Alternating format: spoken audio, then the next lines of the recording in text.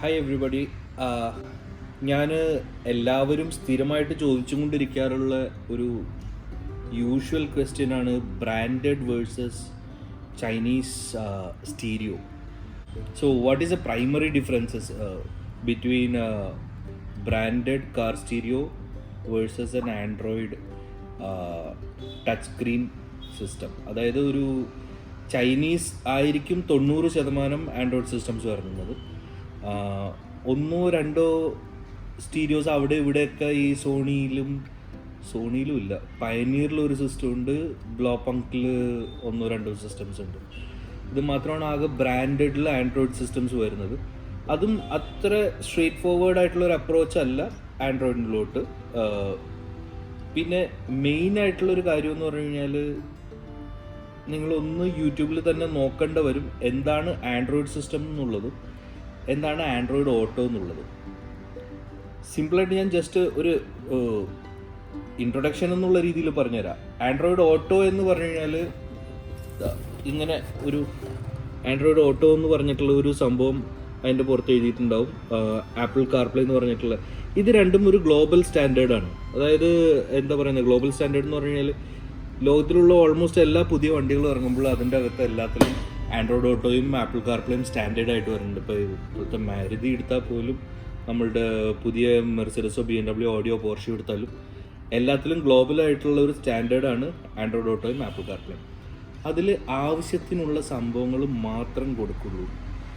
വണ്ടി ഓടിക്കുന്ന ഒരാൾക്ക് വണ്ടി ഓടിക്കൊണ്ടിരിക്കുമ്പോഴോ അല്ലെങ്കിൽ നിർത്തിയിട്ടേക്കുമ്പോഴോ വണ്ടിയുടെ അകത്ത് യൂസ് ചെയ്യാനായിട്ടുള്ള ആവശ്യത്തിനുള്ള ഫീച്ചേഴ്സും മാത്രമാണ് ആൻഡ്രോയിഡ് ഓട്ടോയിലും ആപ്പിൾ കാർപ്ലേയിലും കൊടുക്കുന്നത്. വേറസ് ആൻഡ്രോയിഡ് സിസ്റ്റം എന്ന് പറഞ്ഞു കഴിഞ്ഞാൽ ഒരു ജനറിക് ആയിട്ടുള്ള സോഫ്റ്റ്വെയർ അതിലുണ്ടാവും. യൂഷ്വലി അതിന് അപ്ഡേറ്റ്സ് ഒന്നും ഉണ്ടാവാറില്ല. അപ്ഡേറ്റ്സ് കിട്ടുന്ന കമ്പനികളുണ്ട്, പക്ഷേ വളരെ റെയറാണ്. ഇതേപോലത്തെ ഇതിപ്പോൾ മോളിക്യൂൾ എന്ന് പറഞ്ഞിട്ടുള്ളൊരു ബ്രാൻഡാണ്. അതേപോലെ ഓൺകോഡ് ഉണ്ട്. പിന്നെ ബ്രാൻഡഡ് എന്ന് വേണമെന്നുണ്ടെങ്കിൽ ബ്ലോപങ്ക്റ്റും പറയാൻ പറ്റും. പക്ഷേ ദാറ്റ്സ് ഓൾസോ ഒരു ചൈനീസ് സിസ്റ്റം തന്നെ റീബ്രാൻഡ് ചെയ്തിട്ട് അതിനെ ഒരു ബ്രാൻഡഡ് ആക്കിയിട്ട് പറയുന്നതാണ്. അല്ലാതെ it's not really a branded. Blaupunkt അല്ല അത് മാനുഫാക്ചർ ചെയ്യുന്നത്, ബേസിക്കലി അത്രേ ഉള്ളൂ. സോ കമ്മിങ് ബാക്ക് ടു നമ്മളുടെ പ്രൈമറി ക്വസ്റ്റ്യൻ, ആൻഡ്രോയിഡ് വേണോ അതോ ആൻഡ്രോയിഡ് ഓട്ടോ വേണോ, അതായത് ബ്രാൻഡഡ് വേണോ നോൺ ബ്രാൻഡഡ് വേണോ എന്നുള്ളതിൻ്റെ ഒരു പ്രൈമറി ചോദ്യം. നമ്മളുടെ ഉപയോഗം എന്താണെന്നുള്ളത് നമ്മൾ തന്നെ മനസ്സിലാക്കണം. ഒരു വലിയ സ്ക്രീനാണ് വേണ്ടത്, അതിൽ റിവേഴ്സ് ക്യാമറയും നാവിഗേഷനും അത്രയും മാത്രമാണ് റിക്വയർമെൻ്റ് ഉള്ളൂ. നമുക്ക് ഓഡിയോ ക്വാളിറ്റീനോട് അത്ര ഭയങ്കര താല്പര്യമില്ല എന്നുള്ള രീതിയിലാണെന്നുണ്ടെങ്കിൽ ബേസിക് ഫങ്ഷനാലിറ്റി, ഒരു സാധാരണക്കാരന് ഉപയോഗിക്കാനായിട്ടുള്ള ബേസിക് ഫങ്ഷനാലിറ്റിയാണ് വേണ്ടതെന്നുണ്ടെങ്കിൽ സ്പീക്കേഴ്സ് അപ്ഗ്രേഡ് ചെയ്യുന്നില്ല, സബൂഫേഴ്സ് ആഡ് ചെയ്യുന്നില്ല, ആംപ്ലിഫയർ ആഡ് ചെയ്യുന്നില്ല, ആൻഡ്രോയിഡ് സിസ്റ്റംസ് എടുക്കുക. ഇതേപോലത്തെ ചൈനീസ് ഹെഡ് യൂണിറ്റ്സ് വാങ്ങിക്കുക. ചൈനീസ് ഹെഡ് യൂണിറ്റ്സ് വാങ്ങിച്ചു കഴിഞ്ഞാൽ അതിനുള്ള ഇതിൻ്റെ മുകളിൽ ഇപ്പോൾ പൈനീറോ അല്ലെങ്കിൽ ആൽപൈൻ ഉണ്ട്, JVC കിട്ടും, സോണി കിട്ടും. ഇതേപോലെ ഒരുപാട് ബ്രാൻഡുകളിൽ സിസ്റ്റംസ് ഇറങ്ങുന്നുണ്ട്. ഇതെല്ലാവരും ശരിക്കും പറയുകയാണെന്നുണ്ടെങ്കിൽ കാലങ്ങളായിട്ടുള്ളൊരു ബ്രാൻഡാണ് ഇതെല്ലാവരും എല്ലാവരും അറിയാവുന്ന ബ്രാൻഡുകളാണ്. വേറാസ് ഇതേപോലത്തെ സിസ്റ്റംസ് എല്ലാവരും പുതിയതായിട്ട് നമ്മൾ ഒരു സാധാരണ ഫോൺ അല്ലെങ്കിൽ ഒരു ടാബ്ലറ്റ് അത് എടുത്തിട്ട് അതിലേക്ക് ഒരു കാറിലേക്ക് പിടിപ്പിക്കാനായിട്ടുള്ള ഒരു ഇൻ്റർഫേസാണ് ബേസിക്കലി ഇതേപോലത്തെ ടാബുകളിൽ കൊടുക്കുന്നത്. അപ്പോൾ ഇതിലൊരു ഗ്രാഫിക് യൂസർ ഇൻ്റർഫേസ് ഉണ്ടാവും. ആ ഗ്രാഫിക് യൂസർ ഇൻ്റർഫേസിൽ നമ്മൾക്ക് വയറിംഗ് ഹാർനസ് വരും. അത് വെച്ചിട്ട് നമുക്ക് നേരെ കാറിലേക്ക് കണക്ട് ചെയ്യാനായിട്ടുള്ള കണക്ടിവിറ്റി ഉണ്ടാവും. സോ ബേസിക്കലി ഒരു ടാബ് വിത്ത് ഇൻബിൽട്ട് പ്രോസസ്സർ, ഒരു ഇതിപ്പോൾ 10 GB 16 GB 10 ഇഞ്ചസിൽ 16 GB റാം ആൻഡ് ഇൻബിൽട്ട് മെമ്മറിയാണ് വരുന്നത്. സോ ഇതേപോലത്തെ ഒരു സിസ്റ്റത്തിൽ എന്ന് പറഞ്ഞു കഴിഞ്ഞാൽ സ്പെസിഫിക്കേഷൻസ് വേരി ചെയ്യും. അതായത് വില മാറുന്നതിനനുസരിച്ച് സ്പെസിഫിക്കേഷൻസ് നമ്മളൊരു സാധാരണ ഫോൺ വാങ്ങിക്കുന്ന പോലെ തന്നെ. ഇപ്പോൾ ഇതിൻ്റെ നോക്കുകയാണെന്നുണ്ടെങ്കിൽ ഇതിപ്പോൾ 10 ഇഞ്ച് സിസ്റ്റമാണ്. ഇതിൽ 16 GB ഇൻറ്റേർണൽ മെമ്മറി 2 GB റാമുമാണുള്ളത്. ഇതിൻ്റെ തന്നെ ഹയർ സ്പെക്കുകളിലേക്ക് നോക്കുകയാണെന്നുണ്ടെങ്കിൽ ഒരു സേ 4GB 64 അല്ലെങ്കിൽ 2GB 32, 4GB 128. ഒരു ഫോൺ ആൻഡ്രോയിഡ് സിസ്റ്റം വാങ്ങിക്കുന്നതെന്ന് പറഞ്ഞാൽ ആൻഡ്രോയിഡ് ഫോൺ വാങ്ങിക്കുന്ന പോലെ നമ്മളുടെ ബഡ്ജറ്റ് അനുസരിച്ചിട്ട് എന്തോരം മുകളിലേക്ക് പോകണമെന്നുണ്ടെങ്കിൽ അതേപോലെ തന്നെ പോകാൻ പറ്റും.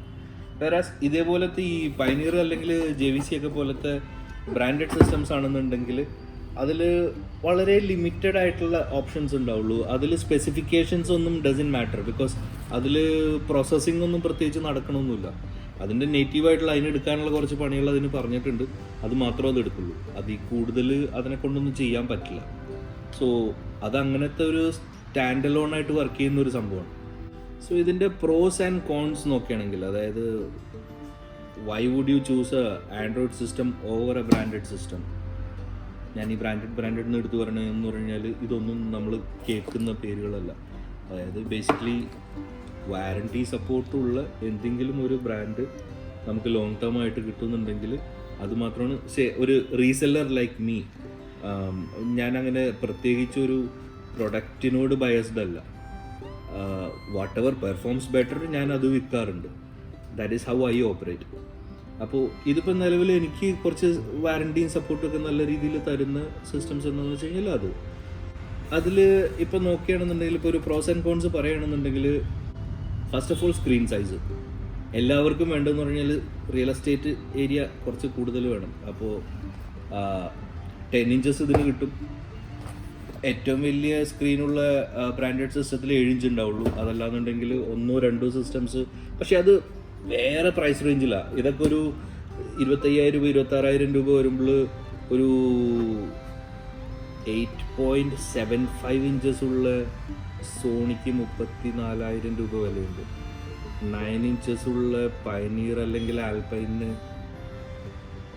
80,000 70,000 ആ റേഞ്ചിലാണ് കളിക്കുന്നത്. അപ്പോൾ it's a completely different price range.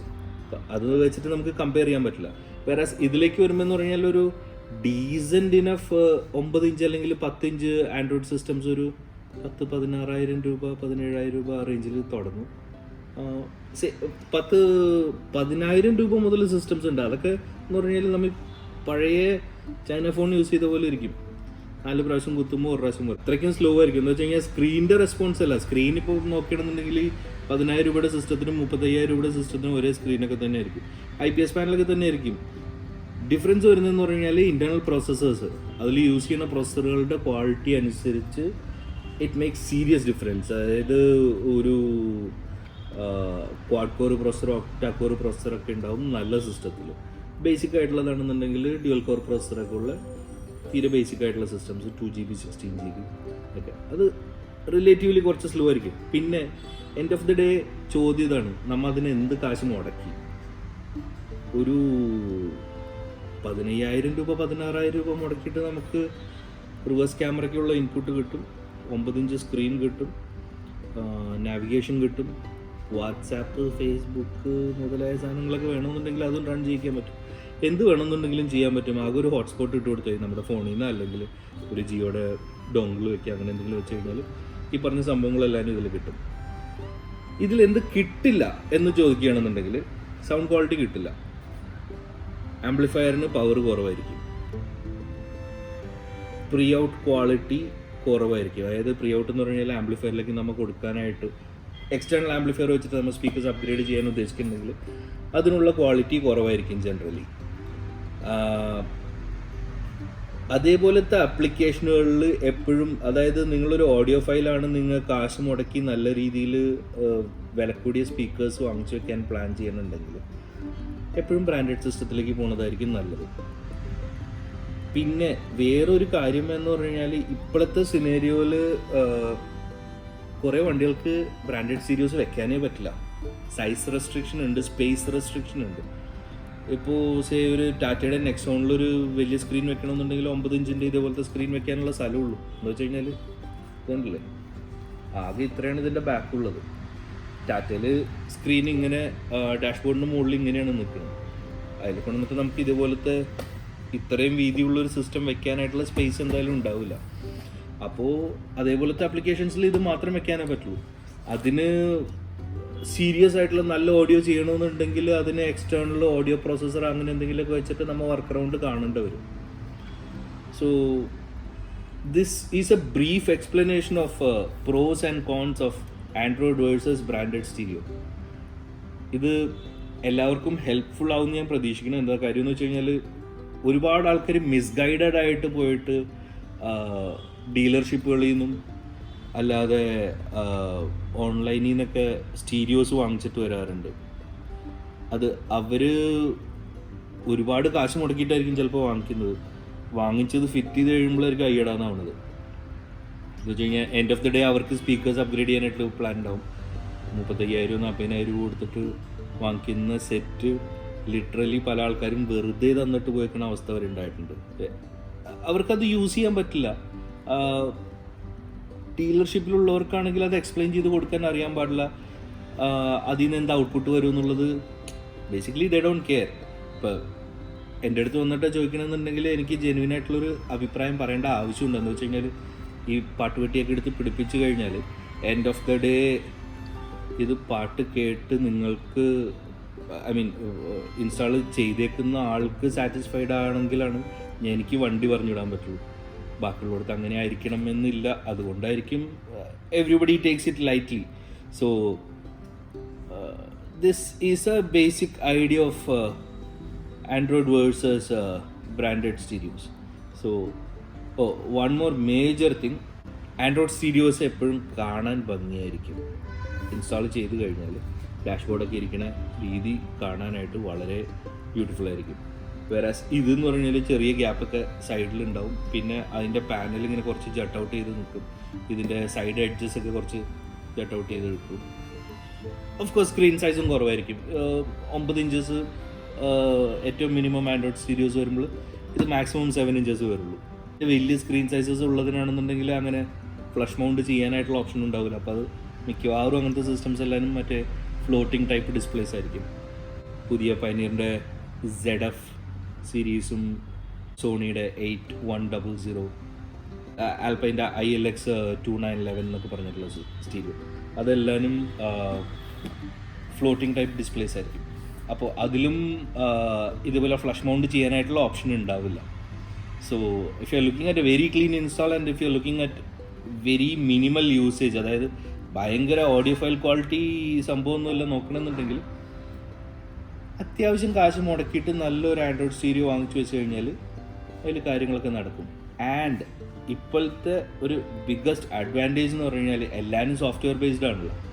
ഈ ഞാൻ പറഞ്ഞ ഈ ആൻഡ്രോയിഡ് ഓട്ടോ, ആപ്പിൾ കാർപ്ലേ എന്ന് പറയുന്ന സംഭവം ബ്രാൻഡഡ് സ്റ്റീരിയോസിലും മാത്രമല്ല, എല്ലാ ഒരു 18,000 രൂപ 20,000 രൂപയ്ക്ക് മുകളിലേക്കുള്ള എല്ലാ ആൻഡ്രോയിഡ് സ്റ്റീരിയോയിലും അത് ഇൻ്റഗ്രേറ്റ് ചെയ്ത് വന്നിട്ടുണ്ട്.